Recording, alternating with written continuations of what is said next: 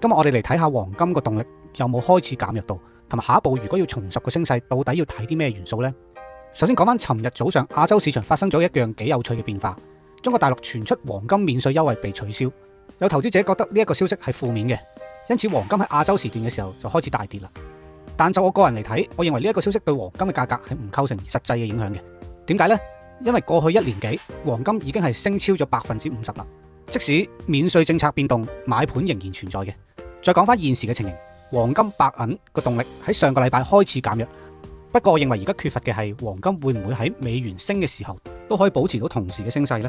記住，黃金一直有一個好重要嘅條件，如果美元起勢嘅時候，黃金通常都會受壓嘅。但係若果黃金喺美元強勢嘅情況下都可以仍然保持到升勢，咁呢一個就代表佢嘅動能非常之強啦。目前美元係對住歐元、英鎊呢啲主要嘅貨幣起勢，而黃金暫時未見到呢一個反彈嘅動力。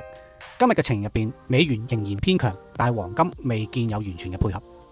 因此我嘅觀點係，從中線嚟睇，我依然係睇好黃金嘅，因為基本面冇變過。但係短線嚟睇就需要謹慎啲啦，因為如果美元繼續強勢而黃金冇辦法跟上嘅話，個動能可能就要等待下一次嘅推進點啦。總結嚟講，請大家特別觀察呢兩個指標啦，美元嘅走勢同埋黃金對美元嘅升勢嘅反應。如果黃金可以喺美元強勢嘅情況下都可以保持到升勢，咁呢一個就係一個信號。如果唔係嘅話，就可能需要調整策略啦。